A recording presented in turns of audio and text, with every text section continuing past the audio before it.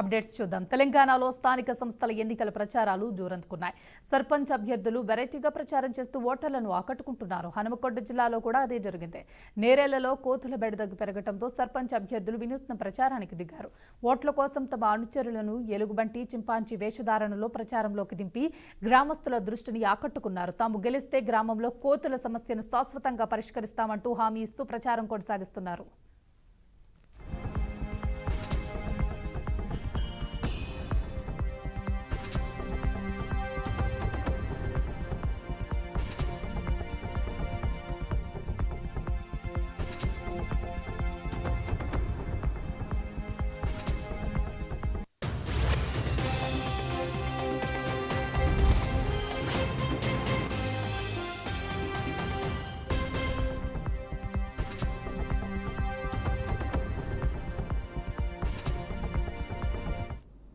తెలంగాణలో స్థానిక సంస్థల ఎన్నికల ప్రచారాలు జోరందుకున్నాయి. సర్పంచ్ అభ్యర్థులు వెరైటీగా ప్రచారం చేస్తూ ఓటర్లను ఆకట్టుకుంటున్నారు.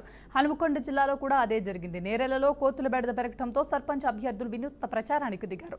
ఓట్ల కోసం తన అనుచరులను ఎలుగుబంటి, చింపాంజీ వేషధారణలో ప్రచారంలోకి దింపి గ్రామస్తుల దృష్టిని ఆకట్టుకుంటున్నారు. తాము గెలిస్తే గ్రామంలో కోతుల సమస్యను శాశ్వతంగా పరిష్కరిస్తామంటూ హామీ ఇస్తూ ప్రచారం కొనసాగిస్తున్నారు.